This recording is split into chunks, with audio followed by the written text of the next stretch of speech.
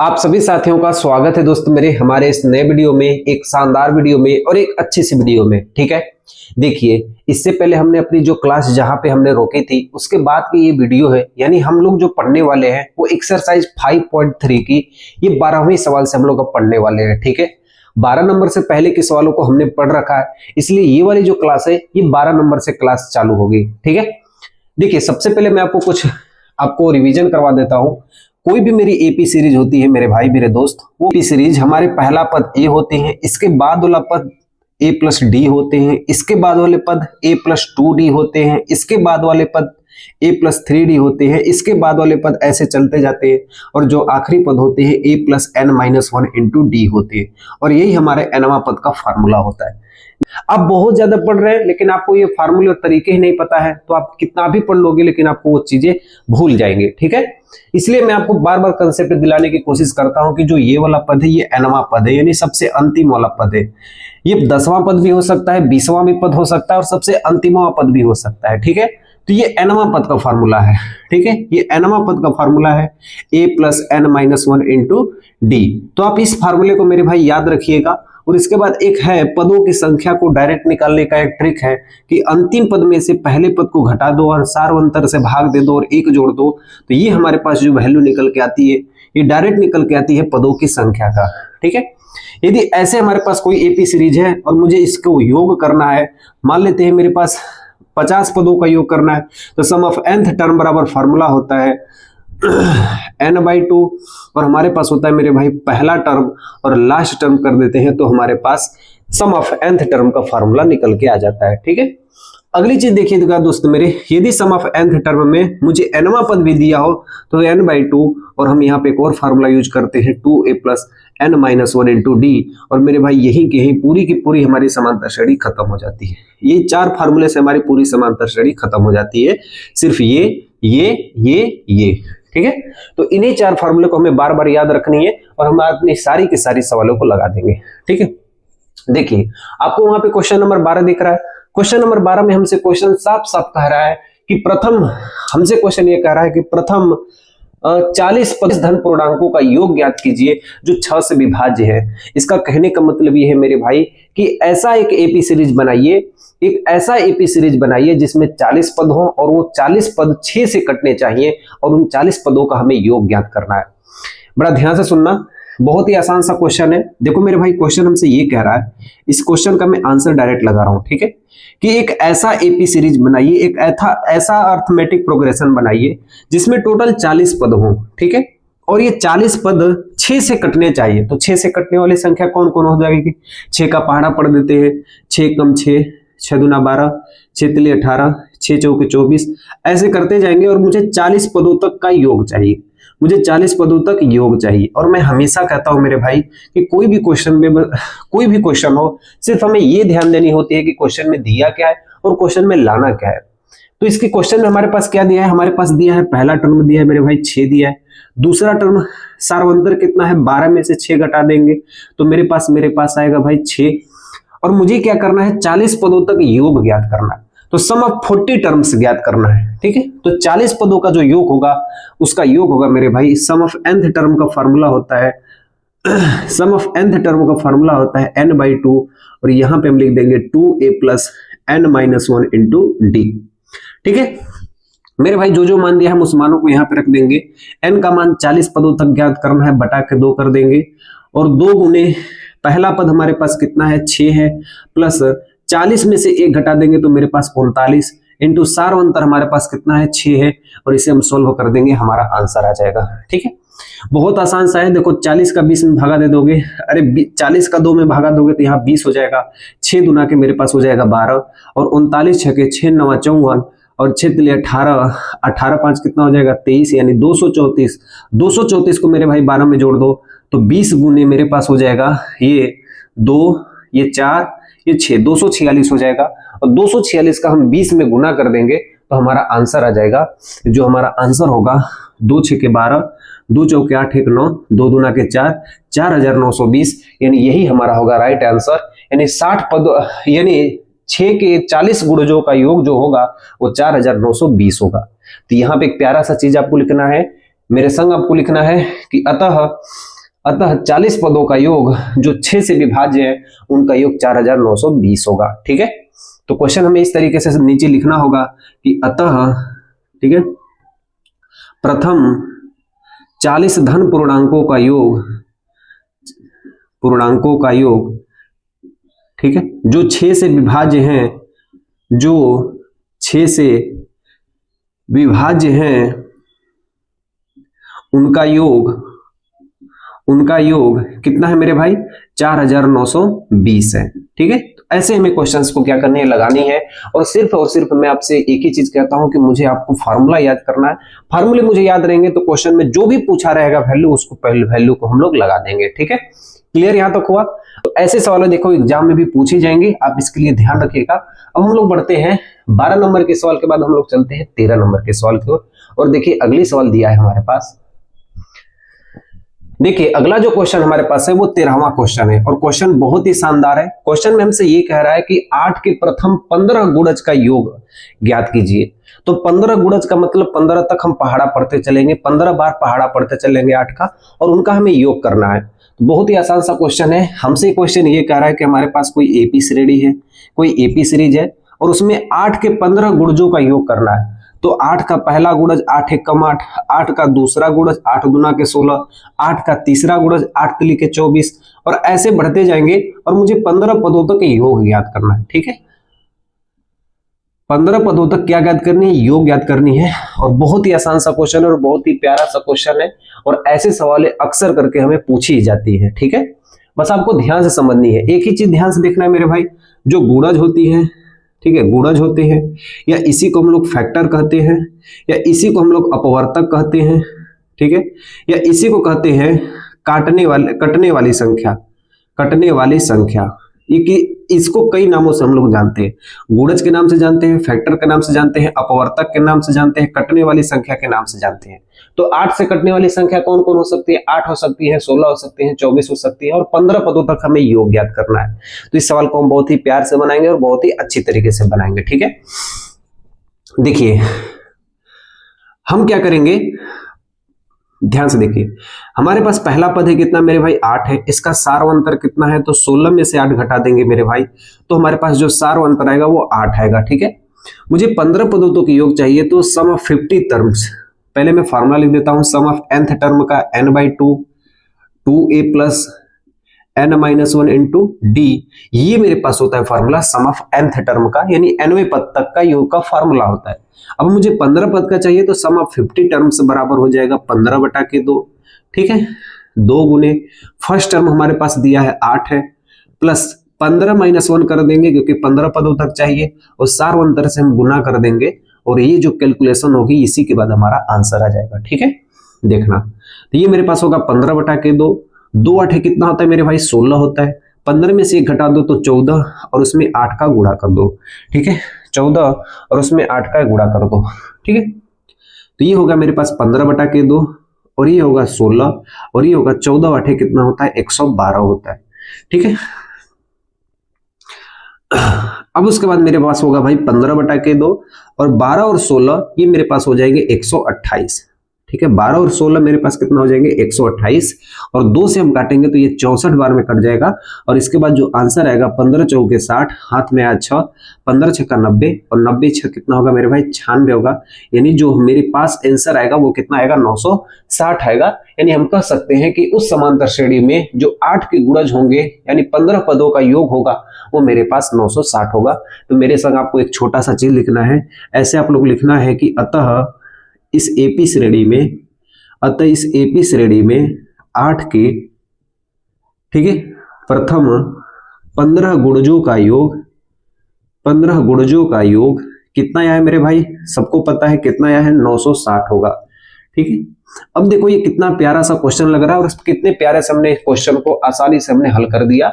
और ध्यान से देखना, हमें एग्जाम में कुछ भी अलग से नहीं करनी होती है, जैसे मैंने आपको सोल्व किया वैसे ही आप लोग को एग्जाम में भी इसे हल करनी है। ठीक है, तो क्वेश्चन का लेवल कोई हाई भी दे सकता है, कोई लेवल लो भी दे सकता है, तो हमें क्वेश्चन में ध्यान रखनी है। ठीक है, कि क्या पूछ रहा है और क्या लगाना है। ठीक, चलिए नेक्स्ट क्वेश्चन की ओर चलते हैं। क्वेश्चन नंबर 14 देखिए क्या दिया है। देखिए क्वेश्चन नंबर 14 हमसे ये कह रहा है कि 0 और 50 के बीच विषम संख्याओं कितनी विषम संख्याएं हैं और उन विषम संख्याओं का हमें योग ज्ञात करना है। तो बहुत ही सिंपल सा क्वेश्चन पूछा है मेरे भाई। विषम संख्याएं वो कहते हैं जो 2 से न कटे। तो 2 से न कटने वाली मेरी भाई कितनी संख्याएं हैं? 0 और 50 के बीच में। तो 0 और 50 को हम लोग छोड़ देंगे, उनके बीच में संख्याएं हम लोग लेंगे। ठीक है, क्वेश्चन हमसे कहा है 0 और 50 के बीच में, तो 0 के बाद और 50 से पहले विषम संख्याएं हम ज्ञात करेंगे। ठीक है, तो ध्यान से देखना। पहली विषम संख्या हमारे पास 1 होती है, सबको मालूम होती है। इसके बाद हमारी विषम संख्या 3 होती है, फिर इसके बाद हमारी विषम संख्या 5 होती है, फिर 7 होती है, और 50 से पहले मेरी विषम संख्या हो जाएगी 49।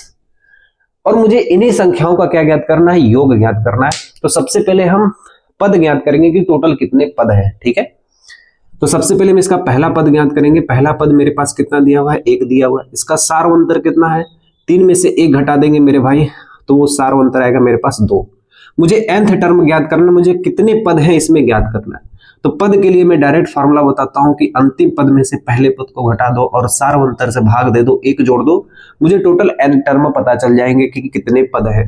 तो n बराबर होगा अंतिम पद मेरे पास 49 है, माइनस पहला पद मेरे पास 1 है, और बटा के सार्वंतर कितना है मेरे भाई? 2 है, और प्लस का हम 1 कर देंगे, और कैलकुलेशन करने के बाद जो आएगा वो मेरे पास आएगा कि टोटल 1 और 49 के बीच में कितने पद हैं। ठीक है, 49 में से घटा दोगे तो मेरे भाई आएगा 48, बटा के 2 प्लस 1 कर देना, और इसे जब हम काटेंगे तो 24 दुना के 48 और प्लस में 1 कर देंगे तो मेरे पास n का मान टोटल कितना आ जाएगा? 25। यानी 0 और 50 के बीच में टोटल 25 संख्याएं हैं जो विषम है। अब मुझे इन 25 संख्याओं का क्या ज्ञात करना है? योग ज्ञात करना है। ठीक है, हम योग ज्ञात कर देते हैं 25 संख्याओं का। तो सम ऑफ nth टर्म के लिए फार्मूला होता है n/2। जब पहला और अंतिम पद दिया हो तो हम डायरेक्ट फार्मूला यूज करते हैं first term plus last term. ठीक है, तो n का मान कितना दिया है मेरे भाई? 25 दिया हुआ है। ठीक है, 25 बटा के 2 कर देंगे, और पहला पद मेरे पास कितना दिया हुआ है? 1 दिया हुआ है, और जो लास्ट टर्म है वो मेरे पास कितना दिया हुआ है? 49 दिया हुआ है, और ये हमारा हो जाएगा प्यारा सा आंसर। ठीक है, ये 25 बटा के 2 हम कर देंगे, 49 में 1 जोड़ देंगे तो 50 हो जाएगा, और 2 से 50 काटेंगे तो ये 25 बार में कटेगा, और 25 हम कितना होता है? 625 होता है, और ये हो गया 25 टर्म का योग। 25 पदों का योग मेरे पास कितना हो जाएगा? 625 हो जाएगा। यानी हम कह सकते हैं कि उस समांतर श्रेणी में 25 पदों का योग टोटल कितना होगा? 625 होगा। ठीक है, मैंने आपको एक चीज बताई थी, आप ध्यान दीजिएगा। जब आप क्लास 1 में देखे होंगे प्रश्नावली 5.3 की पहली क्लास में, उसमें मैंने आपको एक चीज बताया था कि जो शुरुआत की विषम संख्याओं का योग होता है ना, वो n² होता है। आप यहाँ पे मेरे संग एक बार फिर से नोट कर लेना। ठीक है, प्रथम n विषम संख्याओं का योग, प्रथम n विषम संख्याओं का योग जो होता है वो मेरे भाई होता है n²। अब इसका मतलब क्या है? जैसे मान लो मेरे पास 4 विषम संख्या है, जैसे ध्यान से देखना, मेरे पास विषम संख्या 1 है, 3 है, 5 है, 7 है, 9 है। टोटल कितनी विषम संख्या है? तो बोलोगे भैया 5 है। 1 2 3 4 5, इसको जोड़ना है ना, तो 5 का स्क्वायर कर दो, कितना होगा? 25 होगा। आप इनको जोड़ के देख लेना, 25 ही है। जोड़ के देखे, 9 7 16, 16 5 21, 21 3 24, 24 से कितना होगा? 25। देखो यहाँ पे भी वही कंडीशन हुई है, 25 पद है, 25 पद का योग कितना होगा? प्रथम ही है ना, 0 से ही ना चालू किए हैं, तो 25 पद है ना, तो 25 का स्क्वायर कर दो, 25 का स्क्वायर कर दोगे तो 625 आएगा। आंसर कितना आ रहा है? इसका योग ही आ रहा है ना। अगर 16 पद होते तो यहाँ पे कितना आंसर आता? 16 16 हम 216 होता है। ठीक है, 16 16 हम 216 होता है, 16 16 हम 256 होता है, 15 15 हम 225 होता है। तो 25 पद है तो 25 का स्क्वायर कितना होता है? 625। ठीक है, ध्यान देना। तो बहुत ही बढ़िया सा क्वेश्चन था, बहुत ही अच्छा सा क्वेश्चन था। ठीक है, छोटा ही क्वेश्चन है लेकिन अच्छा क्वेश्चन है, इसलिए क्वेश्चन को हाईलाइट करके चलना और इसे ऐसे स्टार बना लेना। ठीक है, स्टार का मतलब होता है कि ये क्वेश्चन इंपॉर्टेंट है। ठीक, तो हम लोग चलते हैं मेरे भाई अगले क्वेश्चन की ओर। और देखिए अगला क्वेश्चन हमारे पास दिया है। ठीक है, देखिए अगला क्वेश्चन हमारे पास दिया है, मैं क्वेश्चन को पढ़ के ही आप लोग को सुनाता हूँ। क्वेश्चन हालांकि बहुत ही बड़ा है तो याद नहीं हो पाएगा, मैं क्वेश्चन को पढ़ के आप लोग को सुना सकता हूँ। देखो दिया है कि निर्माता कार्य से संबंधित किसी ठेके में एक निश्चित तिथि के बाद कार्य को विलंब को पूरा करने के लिए जुर्माना लगाने का प्रावधान इस प्रकार है कि पहले दिन का जुर्माना 200 रुपये है, दूसरे दिन का जुर्माना 250 रुपये, तीसरे दिन का जुर्माना 300 रुपये और उत्तरोत्तर दिन का जुर्माना अपने से ठीक पहले दिन के जुर्माने से 50 रुपये अधिक है। तो जब भी मेरे भाई, जब भी अधिक और कम की बात करें ना, तो वहां पे वो सर्वांतर का मान दिया होता है। जब भी कहीं पे किसी भी सवाल में कि 50 रुपए अधिक है, 10 रुपए कम है, 20 रुपए अधिक है, 50 रुपए कम है, तो वो सर्वांतर का मान दिया होता है। ठीक है। एक ठेकेदार को जुर्माना के रूप में कितनी राशि अदा करनी पड़ेगी, वो 30 दिन तक इसे विलंब करता है तो। ठीक है। अब मेरी बातें को आप ध्यान से सुनिएगा। ठीक है, ध्यान से देखिए। मान लेते हैं कि मैं जो हूं वो आपसे पैसे ले लिया हूं। मान लेते हैं कि मैंने जो है आपसे पैसे ले लिया हो। कितना रुपए ले लिया हूं? 200 रुपए ले लिया हूं। उसका जुर्माना क्या है कि आपको यदि मैं चुकाऊंगा नहीं ना, तो वो 50 रुपए अधिक देने होंगे। पहले दिन 50 रुपए अधिक दिया, मतलब 250। अगले दिन 50 रुपए अधिक हो गए 300। अगले दिन 50 रुपए अधिक हो गए 350। अगले दिन 50 रुपए अधिक हो गए 400। तो आपकी दी हुई धनराशि है ही, लेकिन जुर्माना 50 रुपए बढ़ जा रहा है। तो हमसे क्वेश्चन में ये कह रहा है कि जुर्माना 30 दिन तक चलेगा, तो 30 दिन का योग कितना होगा, यानी टोटल जुर्माना कितना होगा। बहुत ही आसान सा क्वेश्चन है, बस मेरी बातों को ध्यान से समझना। बहुत ही आसान सा है, हम क्वेश्चन डायरेक्ट लिख देते हैं कि जुर्माना लगने पर बनने वाली एपी श्रेणी, हमारी एपी श्रेणी जो होगी वो क्या होगी। मेरे भाई बहुत ही आसान सा क्वेश्चन है। क्वेश्चन में हम ये डायरेक्ट बना सकते हैं कि जो एपी श्रेणी होगी वो पहले दिन जो जुर्माना लगेगा वो 200 रुपए, अगले दिन जो जुर्माना लगेगा वो 250 रुपए, अगले दिन जो जुर्माना लगेगा वो 300 रुपए, अगले दिन जो जुर्माना लगेगा वो 350 रुपए। तो ऐसे करते करते ना मेरे भाई 30 दिन तक ये जुर्माना लग रहे हैं। ठीक है, मतलब 30 पदों तक, ऐसे हम कर सकते हैं ना, 30 पदों तक जुर्माना लग रहा है और 30 पदों तक हमें क्या ज्ञात करना है, योग ज्ञात करना है। और क्वेश्चन हमारा बन जाएगा कि क्वेश्चन में दिया क्या है और क्वेश्चन में पाना क्या है। तो मुझे मेरे भाई 30 पदों का योग चाहिए और मुझे यहां से कई सारी चीजें मिल जाएंगी जिससे हम 30 पदों का योग ज्ञात कर सकते हैं। ठीक है मेरे भाई, यहाँ पे पहला पद है वो मेरे पास 200 है। ठीक है, इसका जो सार्वंतर है वो 250 में से हम क्या करेंगे, 200 को घटा देंगे। ठीक है, और मेरे पास सार्वंतर कितना निकल जाएगा, 50। वैसे क्वेश्चन में ही दिया है कि 50 रुपए डेली के डेली अधिक बढ़ते हुए जाते हैं। ठीक है, तो सार्वंतर मेरा वैसे भी 50 था, घटाने पे भी कितना है, 50 ही आया है। ठीक है,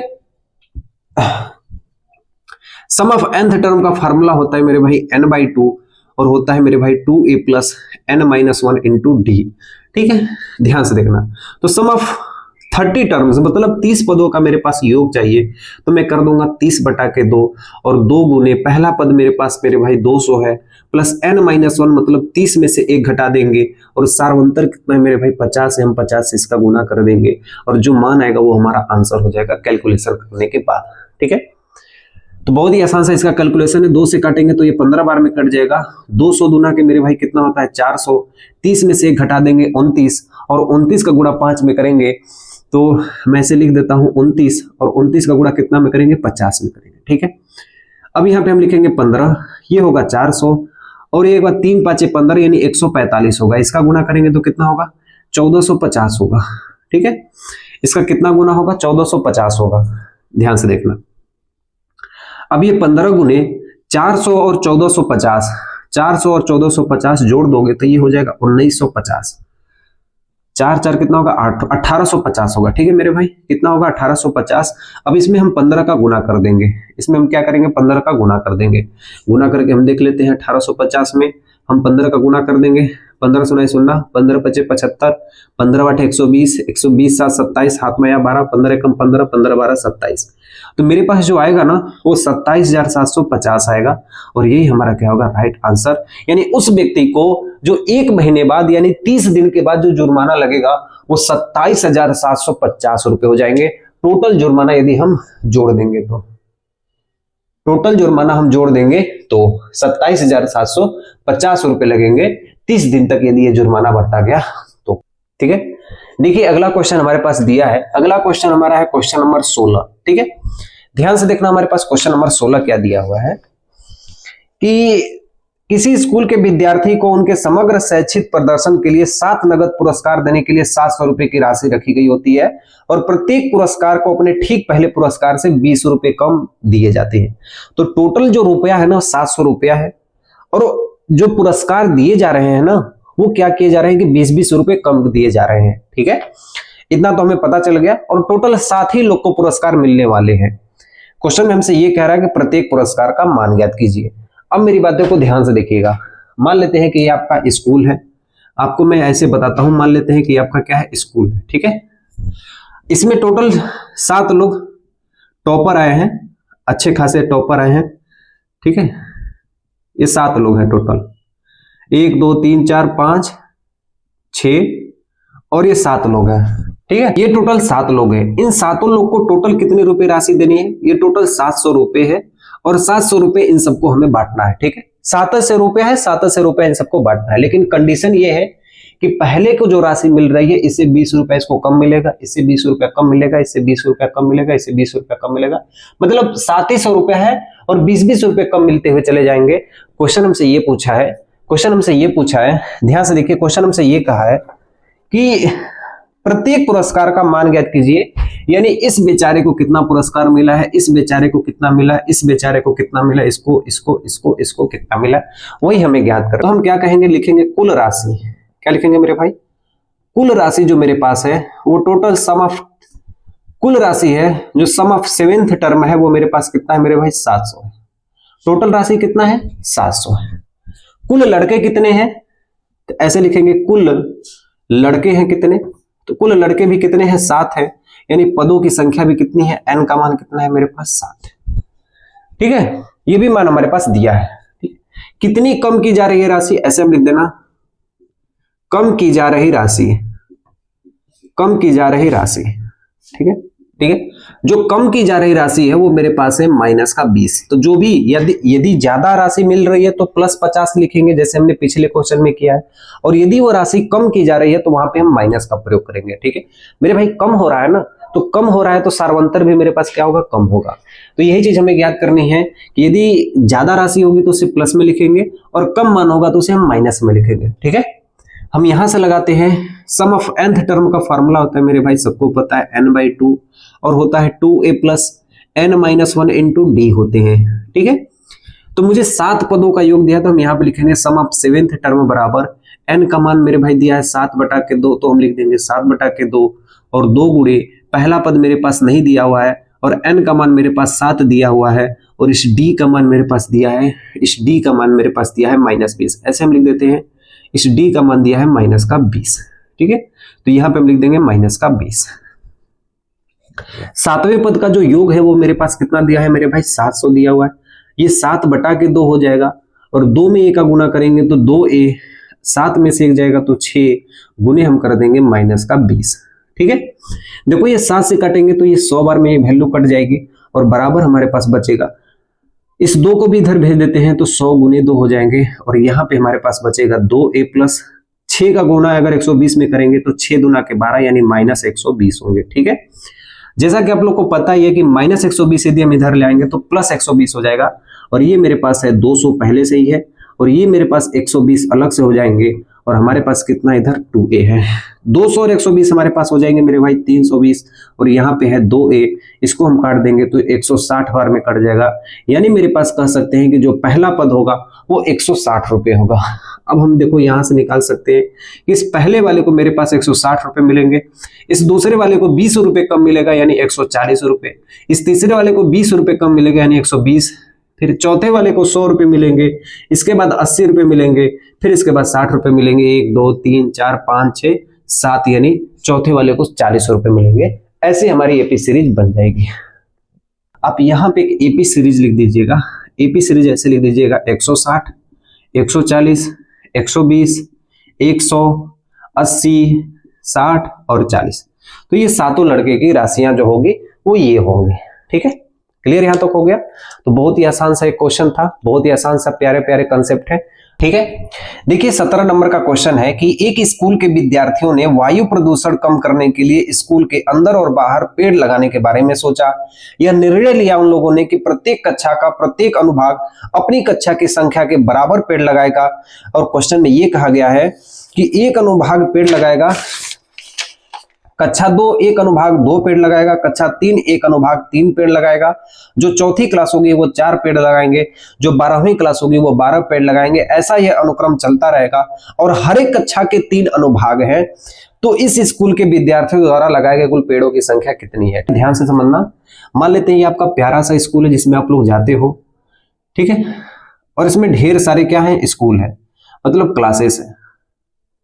ये आपका मान लेते हैं स्कूल है और इसमें ढेर सारे रूम है, इस रूम में किसी में 1 के बच्चे पढ़ रहे हैं, किसी में 2 के बच्चे पढ़ रहे हैं, 3 के, 4 के, 5 के, 6 के, आप लोग 10 में पढ़ रहे हो, कोई 11 वाली क्लास में पढ़ रहा है, कोई 12वीं क्लास में पढ़ रहा है, तो ऐसे ऐसे कर लड़के पढ़ रहे हैं। ठीक है, क्वेश्चन हमसे ये कह रहा है कि जो पहली क्लास में लड़का पढ़ रहा है ना, वो 1 पेड़ लगाएगा।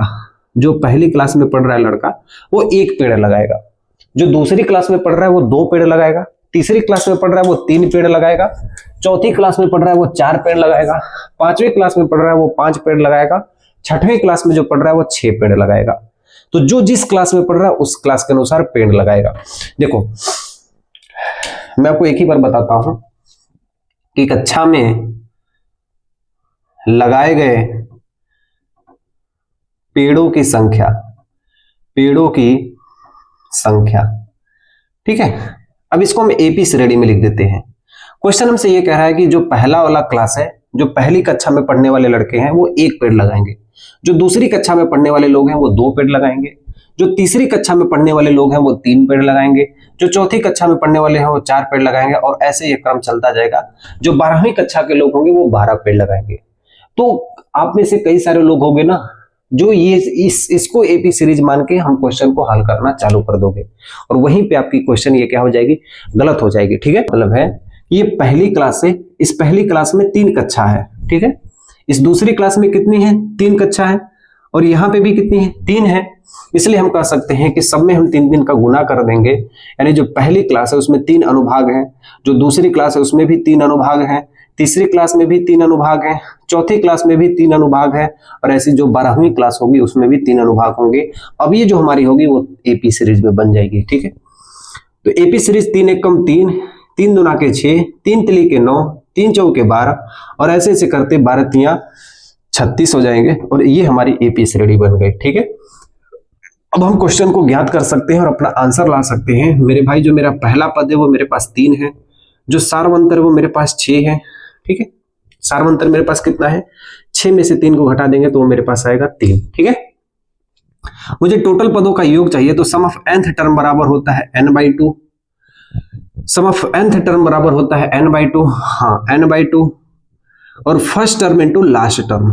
ठीक है, टोटल कितने पद है मेरे भाई, टोटल 12 पद है, तो हम 12/2 कर देंगे, क्योंकि 12 तक की क्लासेस है इसलिए 12/2 हम कर देंगे। पहला पद मेरे पास है कितना, 3 है, और जो अंतिम पद है वो मेरे पास 36 है, और हम इसको हम प्यार तरीके से हल करेंगे। 2 को 12 में भागा देंगे तो हमारे पास 6 होगा, और 36 6 मेरे पास होगा मेरे भाई 39, और 4 6 के 24, 4 6 के कितना होता है 24, यानी 240 में 6 घटा देंगे तो ये हो जाएगा 254, और ये 240 में से 6 घटा देंगे तो ये मेरे पास हो जाएगा 234, और ये हमारा होगा राइट आंसर। ठीक है, ये हमारा होगा क्या चीज मेरे भाई, राइट आंसर। ठीक है, तो हम कह सकते हैं कि जो क्लास के कक्षा 1 के विद्यार्थी और 12 तक के विद्यार्थियों में लगाए गए पेड़ों की संख्या कितनी है, 234 है। ठीक है, आसानी से क्वेश्चन समझ में आ गया, बहुत ही आसान सा क्वेश्चन था मेरे भाई। क्वेश्चन फिर से एक बार ध्यान से देखना, हमारे पास टोटल 12 तक के पढ़ने वाले लड़के हैं, और एक एक क्लास की 3 क्लासेस हैं, यानी 3 अनुभाग हैं। 1 में 3 अनुभाग है, 2 में 3 अनुभाग है, 3 में 3 अनुभाग है, तो 3 का हम क्या करते जाएंगे, गुना करते जाएंगे, और ये एपी श्रेणी हमारी बन जाती है। ठीक, और ये होगा हमारा इसका राइट आंसर। तो क्वेश्चन बहुत ही छोटा था, क्वेश्चन का लैंग्वेज बस बड़ा था। ठीक है, ध्यान देना। हम लोग बढ़ते हैं क्वेश्चन नंबर 18 की ओर, और देखिए मेरे भाई क्वेश्चन नंबर 18 में क्या दिया गया है। ठीक है, देखिए आपको क्वेश्चन नंबर 18 आपको दिख रहा होगा, ध्यान से देखना कि केंद्र ए से प्रारंभ करते हुए बारी बारी केंद्रों ए और बी को लेते हुए त्रिज्याओं 0.5 सेंटीमीटर, 1 सेंटीमीटर, 1.5 सेंटीमीटर, 2 सेंटीमीटर वाले उत्तरोत्तर अर्धवृत्तों को खींचकर एक सर्पिल बनाया जाता है। और जैसा कि आकृति में दिखाया गया है, 13 क्रमागत अर्धवृत्तों से बने सर्पिल की कुल लंबाई क्या होगी। ठीक है, आपको एक चीज ध्यान देनी है, आपको एक चीज ध्यान देनी है। ठीक है, ध्यान देना मेरे भाई। मान लेते हैं कि एक वृत्त है, ठीक है, मान लेते हैं कि एक वृत्त है। ठीक है, ऐसे मैं ऊपर यहां पे बना देता हूं। मान लेते हैं मेरे भाई कि एक वृत्त है। ठीक है, इस वृत्त में मान लेते हैं आप यहां से चलना प्रारंभ किए और ऐसे से चल के ऐसे से चल के यहां पे आ गए, तो इसको हम लोग कहते हैं परिधि। इस वृत्त की क्या कहते हैं, परिधि। और परिधि बराबर फॉर्मूला होता है 2πr। ठीक है, यदि मैं आपसे कहूं कि अर्ध परिधि या अर्ध परिमाप, परिधि को या परिमाप को दोनों एक ही बात है। मैं आपसे कहूं कि अर्ध परिधि जो इसका होगा, अर्ध परिधि का मतलब यहां से चले और आधा ही दूरी यदि आप चले तो मतलब 2 पाई आर का आधा चले आप, ठीक है। और 2 से 2 आप यदि काट दोगे तो जो अर्ध परिधि आएगी वो कितना आएगी, पाई आर आएगी। अर्ध परिधि कितना आएगी, पाई आर आएगी, ठीक है। इस बीच वाले को हम लोग कहते हैं केंद्र, और केंद्र से इसकी दूरी जो कहलाती है वो रेडियस कहलाती है, त्रिज्या, ठीक है। तो स्मॉल आर से हम लोग त्रिज्या कहते हैं, ठीक है। कैपिटल आर से हम लोग परित्रिज्या कहते हैं, परित्रिज्या कहते हैं। इस त्रिज्या को यदि सीधा बढ़ा दिया जाए तो ये जो टोटल दूरी होती है ये हमारी कहलाती है व्यास कहलाती है, ठीक है। इस वृत्त का जो क्षेत्रफल का फार्मूला होता है वो क्षेत्रफल का फार्मूला होता है पाई आर स्क्वायर। तो बस आपको इतनी सी चीजें ध्यान देनी है, ठीक है। अब मेरी बातें ध्यान से देखिएगा। क्वेश्चन हमसे ये कहा है कि मेरे पास एक सर्पिल है। सर्पिल का मतलब होता है जैसे यहां से एक सेंटर हो गया, यहां से ऐसे खींचना प्रारंभ किया और ऐसे ये घूमता जा रहा है, ठीक है। पहला वाला जो छोटा सा आपको दिख रहा है ना, देखो यहाँ पे छोटा सा दिख रहा है, इसकी त्रिज्या आधा सेंटीमीटर है, यानी 0.5 सेंटीमीटर है। इसके बाद वाला जो सर्पिल दिख रहा है ना, ऐसे देखो, इसकी जो त्रिज्या है वो 1 सेंटीमीटर है। फिर इसके बाद बढ़ेंगे तो 1.5 सेंटीमीटर, फिर इसके बाद बढ़ेंगे तो 2 सेंटीमीटर, ऐसे ही ऐसे करके बढ़ता जा रहा है और 13 बार बढ़ रहा है। 13 बार ये त्रिज्या बढ़ रही है, हमें 13 बार का क्या करना है, योग ज्ञात करना है। मतलब 13 बार अर्धवृत्त से बने हुए परिमाप का हमें योग ज्ञात करना है। तो सबसे पहले हम क्या करेंगे, इसका अर्ध परिमाप ज्ञात करेंगे, इस छोटे वाले की लंबाई ज्ञात करेंगे। हमारे पास त्रिज्या दिया है, हमारे पास मेरे भाई ये त्रिज्या दिया है, तो हम इसकी दूरी ज्ञात करेंगे, फिर हम इसकी दूरी ज्ञात करेंगे, फिर हम इसकी दूरी ज्ञात करेंगे। ऐसा हम 13 बार ज्ञात करेंगे और 13 बार ज्ञात करने के बाद उसके हम योग कर देंगे, वही हमारा होगा राइट आंसर, ठीक है। ध्यान से तो मेरे संग आप लिखना ऐसे कि दिया है त्रिज्या जो हमारा है, पहली त्रिज्या है वो 0.5 सेंटीमीटर है, जो दूसरी त्रिज्या है वो 1 सेंटीमीटर है, जो तीसरी त्रिज्या है वो 1.5 सेंटीमीटर है, जो चौथी त्रिज्या है ऐसे बढ़ते जाएंगे तो 2 सेंटीमीटर है, और ये 13 बार चलेगी, ठीक है। अर्धवृत्त की परिधि को, ये जो अर्धवृत्त की जो परिधि है उसको एपी श्रेणी में लिखने पर ऐसे हम लिखेंगे, अर्धवृत्त की परिधि को, अर्धवृत्त की जो परिधि है, ये जो आधा वृत्त है ना, इसकी जो परिधि है, मैंने आपसे कहा ना कि ये क्या कहलाती है, परिधि। तो आधे वृत्त की जो परिधि है, अर्धवृत्त की परिधि को एपी श्रेणी में लिखने पर, एपी श्रेणी में लिखने पर, ठीक है, लिखने पर, एपी श्रेणी में लिखने पर मेरे भाई ध्यान से देखना, एपी श्रेणी में लिखेंगे तो जो पहला वाला मान होगा यानी इसका मान होगा वो कितना होगा, ठीक है। पहला वाला मान कितना होगा, तो यहाँ पे जो एपी श्रेणी हमारा बनेगा वो बनेगा, देखो अर्ध परिधि का फॉर्मूला होता है पाई आर, यहाँ पे दिख रहे हो ना आप लोग, ध्यान से देखो आप लोग, अर्धवृत्त की परिधि का फॉर्मूला होता है पाई इंटू आर। तो आर का मतलब हमारे पास कितना रखेंगे, 0.5, और हम पाई की जगह पाई ही लिखते हैं, बाद में हम इसको पाई को हल करेंगे, ठीक है। जो दूसरी परिधि होगी वो भी पाई इंटू आर होगी, तो पाई की जगह हम पाई रख देंगे और आर का मान मेरे पास दिया मेरे भाई 1.0, ठीक है। अगली जो परिधि होगी वो 1.5 पाई, अगली जो परिधि होगी वो 2.0 पाई। ऐसे करते करते हमारे पास 30 पदों तक चाहिए। कितने पदों तक मेरे भाई, 30 पदों तक हमें क्या चाहिए, योग चाहिए, ठीक है। ये जो मान आपको दिख रहा है ना, ये अर्ध परिधि है। आप यहाँ पे देखो, आप एक बार फिर से देखो, यदि मान लो अर्ध परिधि आप लोग निकालते हैं, अर्ध परिधि का फॉर्मूला क्या होता है, पाई इंटू आर। पाई ऐसे लिखते, आर का मान कितना लिखते, 0.5 लिखते, तो इसे हम नहीं डायरेक्ट लिख सकते हैं 0.5 पाई, तो वही मैंने यहाँ पे किया है, 0.5 पाई, 1 पाई, 1.5 पाई, 2 पाई। इसके बाद ध्यान से देखिएगा, तो मुझे इस पदों का योग चाहिए। टोटल कितने पद है, 30 पद है, तो हम मेरे को फार्मूला याद है, SN बराबर n/2, ठीक है, 2a plus n-1 into D मेरे पास फार्मूला है। अच्छा, इस श्रेणी का जो पहला पद है वो मेरे पास कितना है मेरे भाई, 0.5 पाई। इस श्रेणी का जो सारा अंतर है, जो डी का मान है वो 1.0 पाई में से आप 0.5 पाई को घटा दोगे तो ये मेरे पास सारा अंतर का मान निकल जाएगा। एक में से आधा घटा दोगे तो 0.5 पाई मिल जाएगा, ठीक है।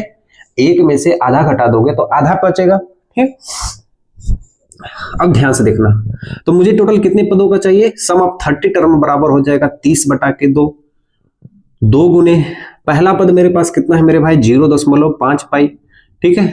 n-1 मतलब 30 पदों में से एक पदों को घटा दोगे और सारा अंतर कितना है मेरे भाई, 0.5 है। इसका हम क्या कर देंगे, गुना कर देंगे, कर दो आसानी से, इसका कैलकुलेशन कर देंगे, हमारे पास आंसर आ जाएगा। देखो 2 से 30 काटेंगे तो 15 बार में कट जाएगी, आधा का दूना कितना होता है, 2 5 10 यानी 1 हो जाएगा।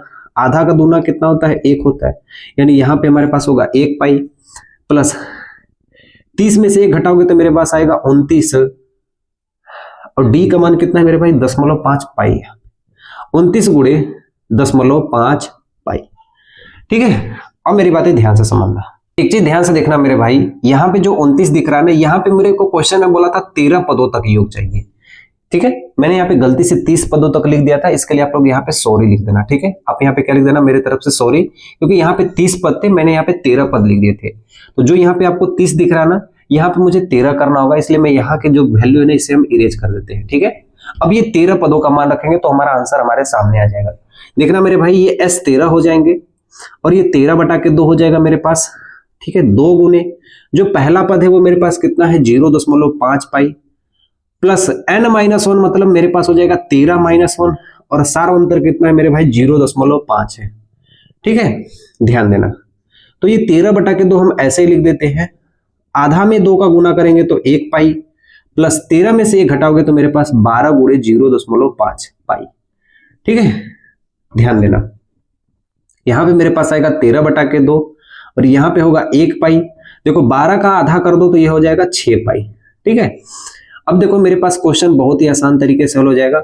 6 पाई में से 1 पाई जोड़ दोगे तो ये 7 पाई हो जाएंगे। ठीक है, 6 पाई में 1 पाई जोड़ दोगे तो 7 पाई हो जाएंगे। अब इसे देखो हम हल करते हैं, ये हो जाएगा 13/2, 7 गुणे पाई का मान होता है 22/7, काट देते हैं इसको, 7 से 60 कट गया, 2 से ये 11 बार में कट गया, और 11 का गुना 13 में करेंगे तो ये हो जाएगा 3, 3 1 4, और ये हमारे पास बच गया 1, यानी जो हमारा आंसर आएगा वो 143 होगा। यानी इस क्वेश्चन का जो आंसर होगा वो मेरे पास कितना होगा 143 होगा। ठीक है, बहुत ही आसान सा क्वेश्चन था। तो हम कह सकते हैं कि जो उस अर्धवृत्त का सर्पीय वलय में जो अर्धवृत्त है उसका टोटल योगफल हमारे पास कितना होगा 143 होगा। ठीक है, क्लियर यहां तक।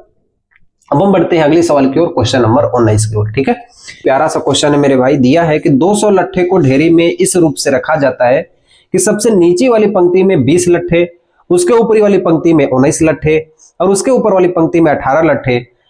तो कहा जा रहा है कि 200 लट्ठे रखने पर सबसे ऊपरी वाली पंक्ति में कितने लट्ठे पड़ेंगे। देखो मेरी बातें ध्यान से समझना, क्वेश्चन हमसे कह रहा है कि टोटल जो लट्ठे हैं, लाठी जो होती है वो टोटल 200 है। तो जो सबसे नीचे है ना, जो सबसे नीचे लाठी है ना, वो टोटल मान लेते हैं कि ये 20 है। इसके ऊपर जो लाठी है ना वो 19 है, इसके ऊपर जो लाठी है ना वो 18 है। ऐसे करके ये लाठी बढ़ती जा रही है। ठीक है, हमसे क्वेश्चन ये कहा जा रहा है कि 200 लाठी है, एक 20 है, 19 है, 18 है, 17 है, 16 है, 15 है, ऐसे ऐसे करके जाती हो जा रही है। तो सबसे ऊपर वाली लाठी में सबसे ऊपर कितनी लाठी बच जाएगी। ठीक, बहुत ही आसान सा क्वेश्चन है। तो सबसे पहले हम लिखेंगे कि लाठियों को, क्या लिखेंगे, लाठियों को एपी श्रेणी में लिखने पर, एपी श्रेणी में लिखने पर कैसे हम एपी श्रेणी में लिखेंगे। देखो मेरे भाई मेरे दोस्त, सबसे नीचे वाली कितनी है 20 लाठी है, उसके ऊपर कितनी लाठी है 19 लाठी है, उसके ऊपर कितनी है 18 है, ऐसे ये श्रेणी चलती हुई जा रही है। ठीक है, जो टोटल पद है, जो टोटल लाठियों की संख्या है, जो सम ऑफ nth टर्म है, वो मेरे पास कितना है 200 लाठी है। लाठियों की संख्या कितनी है, वो मेरे पास 200। ठीक है, ऐसे आप लिख देना, जो टोटल लाठी है वो कितनी है 200 लाठी है। तो मतलब 200 योग हो गया लाठियों का। अब हम यहां से क्वेश्चन को हल कर देते हैं। जो हमारा पहला पद है वो मेरे पास 20 है, जो सारवंतर है वो 19 में से 20 है, हम घटा देंगे तो मेरे पास आएगा -1। ठीक है, क्लियर यहां तक। अब हम SN का फॉर्मूला लगा देंगे, सम ऑफ nth टर्म बराबर होता है, सम ऑफ nth टर्म बराबर होता है मेरे पास, ठीक है, n/2 2a plus n-1 into d होते हैं। ठीक है, सम ऑफ nth टर्म बराबर मैं यहां पे लिख दूंगा 200 बराबर n/2, क्योंकि मुझे पद पता नहीं है। 2 गुने पहला पद मेरे पास कितना है मेरे भाई 20 है। ठीक है, n-1, सारवंतर कितना है मेरे भाई -1 है। ठीक है, देखो इसे हमें हल करना है, तो ये 200 का 2 में गुना कर दोगे मेरे भाई ये 400 हो जाएगा, n हो जाएगा 20 गुना के कितना होगा 40 होगा। ठीक है, देखो -1 का गुना n में करेंगे तो हमारे पास होगा -n, माइनस माइनस प्लस बना देंगे और एक एकम कितना होगा 1 होगा। ठीक है, ये मेरे पास हो जाएगा मेरे भाई 400 बराबर 40 से कितना होगा 41, 40 से कितना होगा 41, 41 का गुणा n में करेंगे तो 41n माइनस n का गुणा n में करेंगे तो n स्क्वायर हो जाएगा। ठीक है, क्लियर यहां तक? कोई दिक्कत आपको? बोलोगे भैया हमको यहां तक कोई दिक्कत नहीं है। ठीक है, 41n स्क्वायर, 20 BCM 400, 20 में से 20 गएगा 41। ठीक है, ध्यान से देखना। हम क्या करेंगे, इस सारे वैल्यू को इधर लेके आते हैं। n स्क्वायर माइनस 41n और ये मेरे पास 400 पहले से ही है, बराबर के हो जाएगा 0। अब देखो 400 का हम गुणनखंड करेंगे, 20 BCM 400 का नहीं दिख रहा, हम यहां से 400 को क्या करेंगे, गुणनखंड करेंगे। ठीक है, आपको बताया जाएगा इसका इसके संग गुणनखंड किया जाता है। तो यहां से इसको हम काटना चालू कर देंगे, ये 200 बार में कटेगा, 2 से 100 बार में कटेगा, 2 से ये 50 बार में कटेगा, ये 2 से 25 बार में कटेगा, ये 5 से 5 बार में कटेगा और मेरे भाई 5 से एक बार ये पूरा खत्म हो जाएगा। ठीक है, हमें एक ऐसा पेयर बनाना है कि जोड़ने और घटाने पर 41 है और गुणा करने पर मेरे पास 400 आना चाहिए। ठीक है, देखते हैं मेरे भाई कौन सा है। ये कितना हो जाएगा, 50 25 और 2 दूना के 4 दूना के 8 दूना के 16, 25 16 तो होगा नहीं। ठीक है, 25 16 तो होगा नहीं। एक बार और कोई देख लेते हैं, 5 दूना के 10, 10 दूना के 20, 20 हो गया, 5 दूना के 10, 10 दूना के 20, ये भी नहीं होगा। ठीक है, 2 दूना के 4 दूना के 8, 25 8। ठीक है, 25 25 16, 50 कितना होगा, 25 होगा और 2 दूना के 4 दूना के 8 दूना के 16, तो 25 गुणे 16, हाँ ये बन जाएगा। 25 16 को जोड़ोगे तो कितना आएगा 41, 25 में 16 का गुणा करेंगे तो 400, हाँ ये बन जाएगा। ठीक है, देखना मेरे भाई, तो ये होगा n स्क्वायर माइनस का 25n लिखेंगे और प्लस का 16n लिखेंगे, प्लस का क्या लिखेंगे 400 लिखेंगे, बराबर क्या हो जाएगा 0। दोनों में कॉमन क्या है मेरे भाई, n कॉमन है तो मेरे पास हो जाएगा n माइनस 25 और यहाँ पे मुझे 16 दिखाई दे रहा है इसलिए 16 को कॉमन लेंगे तो हो जाएगा n, हमारे पास हो जाएगा n। ठीक है, मेरे पास हो जाएगा n और माइनस 25, ये माइनस 16n होगा। क्यों होगा, क्योंकि माइनस 25 और माइनस 16 जोड़ेंगे तो माइनस 41 होगा। ठीक है मेरे भाई, यहाँ पे n कॉमन लेंगे तो होगा n माइनस 25 होगा और यहाँ पे मैं 16 कॉमन लूंगा तो यहाँ भी बचेगा n माइनस 25 होगा। ठीक है, बराबर के हम लिख देंगे 0। दोनों में मुझे 25 दिख रहा है इसलिए लिखेंगे n माइनस 25 और यहाँ पे जो बच गया उसे एक ब्रैकेट में लिख देंगे n माइनस 16। ठीक है, अब इस दोनों वैल्यू को हम यहाँ पे लिखते हैं, n माइनस 25 बराबर हो जाएगा 0, तो n बराबर हो जाएगा टोटल वैल्यू 25, n माइनस 16 बराबर हो जाएगा 0, n माइनस 16 बराबर हो जाएगा मेरे भाई 0, तो n का मान कितना हो जाएगा 16। तो n का मुझे 2 मान दिख रहा है मेरे भाई, जो इस समीकरण बन रहा है ना, इस समीकरण में मुझे n का 2 मान दिख रहा है। n का मुझे कितना दिख रहा है, 2 मान, यानी टोटल जो लट्ठों की संख्या होगी, जो क्रम होगी, यानी 1 2 3 4 5 6, ये 25 होगा, एक 16 होगा। तो हम दोनों मान को रख के चेक कर लेते हैं एक बार कि कौन सा मान सही है कौन सा मान गलत है। तो मैं पहले इसका मान रख के देखता हूं। ठीक है, n का मान कितना है 25 है, तो जो सबसे अंतिम पद होगा वो मुझे ज्ञात करना है। तो कैसे ज्ञात करेंगे जैसे ध्यान से देखना।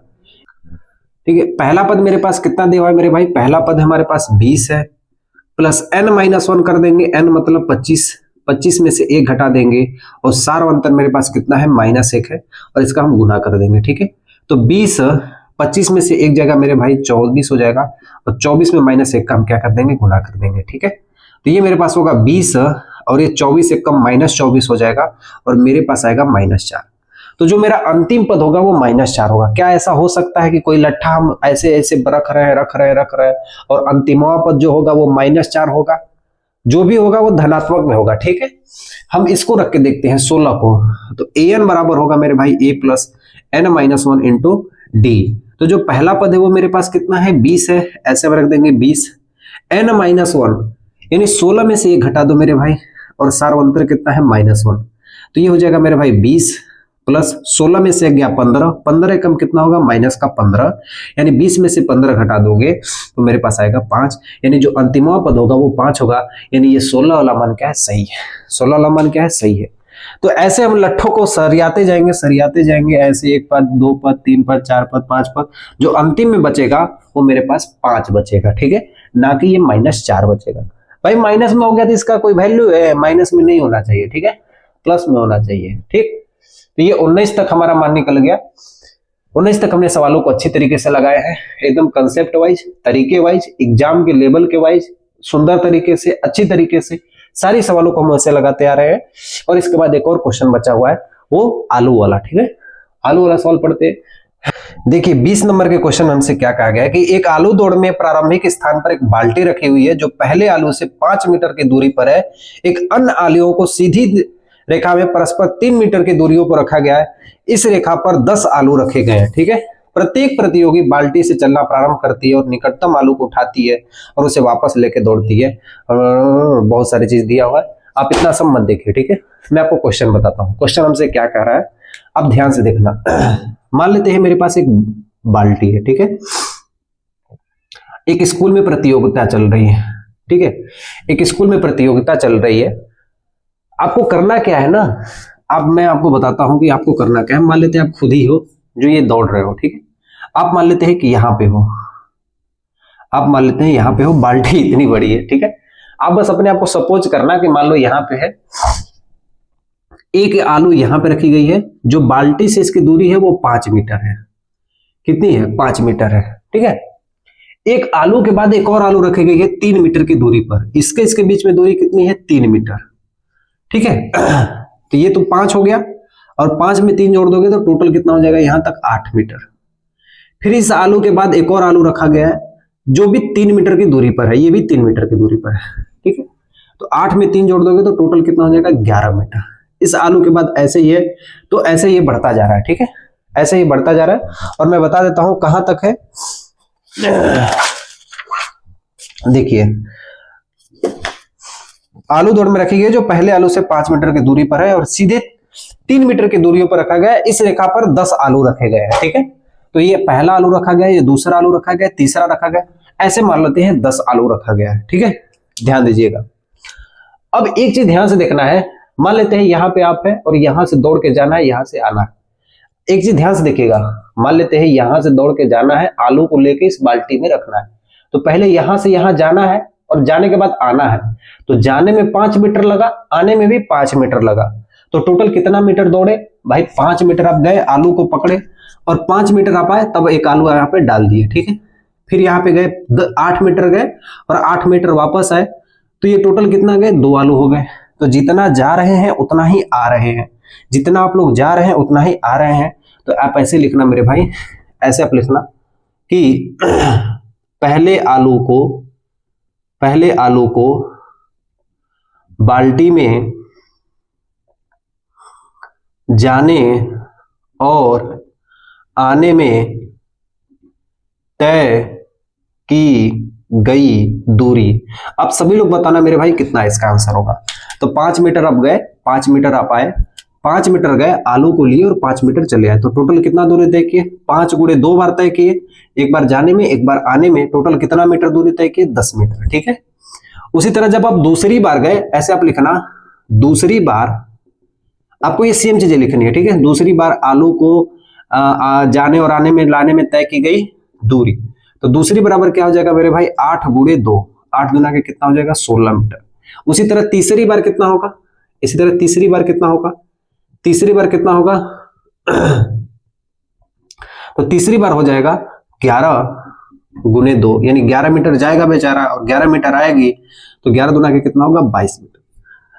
अब देखना ये श्रेणी जो हमारी बनेगी, हमारी जो एपी श्रेणी बनेगी, वो बनेगी 10, 16, 22। क्या बनेगी मेरे भाई? 10, 16, 22 और ऐसे ऐसे करके ये 10 बार, कितनी बार?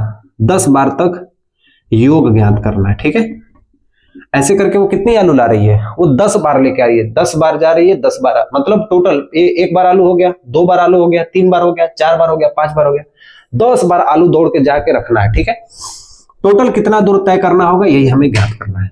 तो भाई बहुत ही आसान सा क्वेश्चन है। सबसे पहले आराम से लगाएंगे, पहला टर्म हमारे पास 10 दिया है, जो इसका सार अंतर है वो 16 माइनस हम क्या कर देंगे? 10 कर देंगे, तो हमारे पास कितना होगा? 6 होगा। ठीक है, जो सम ऑफ nth टर्म का फॉर्मूला होता है वो होता है n/2। ठीक है, 2a plus n-1 into d होते हैं। ठीक है, सम ऑफ nth टर्म मुझे 10 पदों का चाहिए, तो हम यहाँ पे 10/2 कर देंगे। 2 गुने पहला पद हमारे पास कितना दिया हुआ है? 10 है, प्लस n-1 मतलब 10 में से 1 हम घटा देंगे और सार्वंतर से हम गुना कर देंगे, यानी 6 से गुणा कर देंगे। और ये कैलकुलेशन करने के बाद हमारे पास जो आंसर आएगा वो राइट आंसर है। ठीक है, तो मैं आपको यहाँ पे छोटा सा कैलकुलेशन इसे करके दिखा देता हूँ कि कितना मीटर बेचारी दौड़ेगी। तो 2 पाँचे कितना होगा 10, 10 गुना के कितना होगा 20, 10 में से 1 गया 9 और 9 छक्का कितना होगा 54।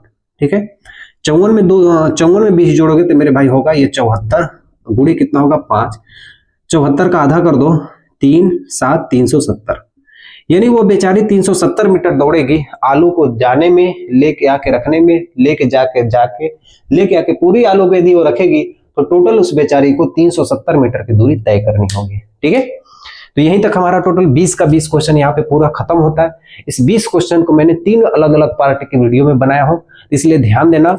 कोई भी यदि आपको पार्ट की वीडियो समझ में नहीं आती है, डायरेक्ट आप प्लेलिस्ट में जाना और वहां से आप एक एक वीडियो को क्रम बाय क्रम आप देख पाएंगे।